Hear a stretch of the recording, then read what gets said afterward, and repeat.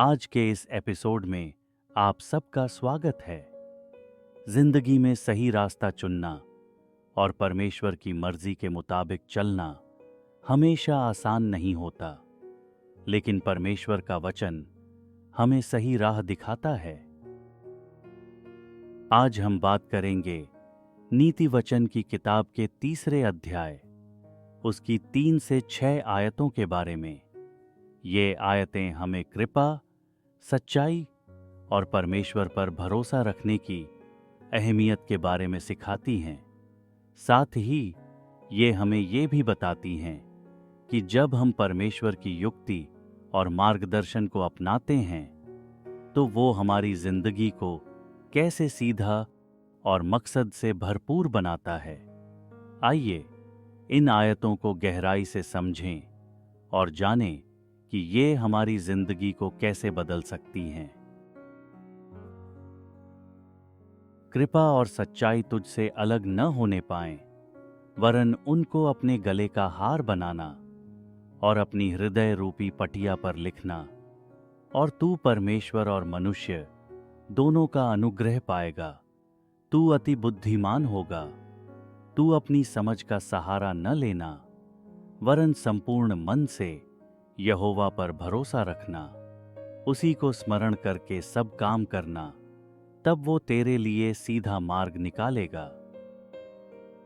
आइए अब हम इन आयतों को एक एक करके समझने की कोशिश करते हैं। कृपा और सच्चाई तुझसे अलग न होने पाएं, वरन उनको अपने गले का हार बनाना और अपनी हृदय रूपी पटिया पर लिखना। ये वचन हमें ये सिखाता है कि हमें अपनी जिंदगी में कृपा और सच्चाई को इतनी अहमियत देनी चाहिए कि वे कभी हमसे अलग न हों। हमें इन दोनों गुणों को अपनी पहचान बनाना है। जैसे एक हार हमेशा हमारे गले में रहता है, वैसे ही हमें कृपा और सच्चाई को अपने जीवन में एक स्थायी हिस्सा बनाना चाहिए। हार की तरह ये गुण हमारे साथ हर समय और हर परिस्थिति में जुड़े रहें।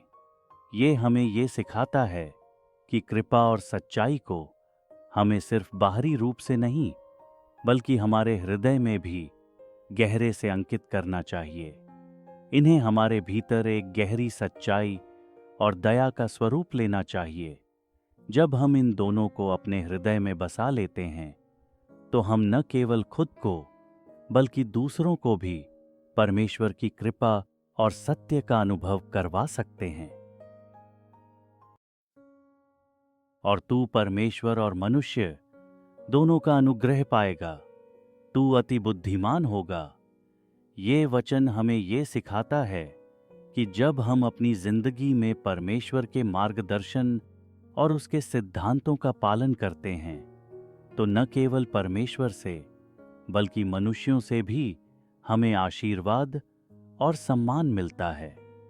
जब हम अपने व्यवहार में सत्य और कृपा दिखाते हैं तो ये दूसरों के दिलों में भी जगह बनाता है। इस वचन में ये भी कहा गया है कि जब हम परमेश्वर की इच्छा के अनुसार अपने जीवन को जीते हैं तो हम न केवल आध्यात्मिक रूप से बल्कि व्यावहारिक रूप से भी बुद्धिमान बन जाते हैं। परमेश्वर के मार्ग पर चलने से हमारी सोच और समझ में गहराई आती है, जिससे हम सही निर्णय लेने में सक्षम होते हैं।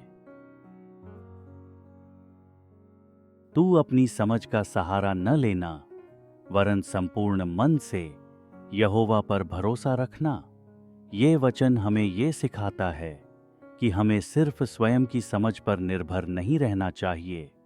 हम अक्सर अपनी बुद्धि और अनुभव से निर्णय लेते हैं, लेकिन कभी कभी ये हमें सही मार्ग पर नहीं ले जाता।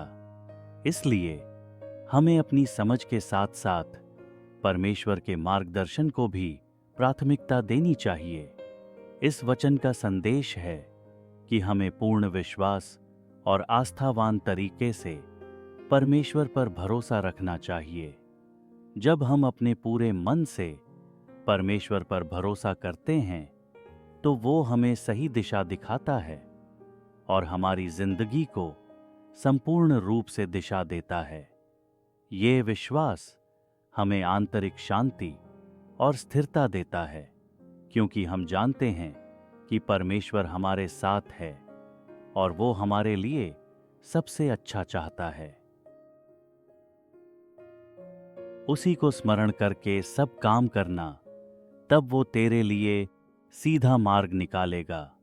ये वचन हमें ये सिखाता है कि हमें अपने जीवन के हर कार्य में परमेश्वर को याद करना चाहिए। जब हम हर कदम में परमेश्वर की उपस्थिति को महसूस करते हैं और उसे अपनी योजनाओं में शामिल करते हैं, तो हमारे कार्य सही दिशा में बढ़ते हैं। इसका मतलब है कि जब हम परमेश्वर के मार्गदर्शन के तहत अपने जीवन में कदम रखते हैं, तो वो हमें सीधा रास्ता दिखाएगा। चाहे जीवन में कितनी भी कठिनाइयां हों, यदि हम परमेश्वर की इच्छा के अनुसार चलते हैं, तो वो हमें सही दिशा में मार्गदर्शन करता है और हमें आशीर्वाद से भर देता है।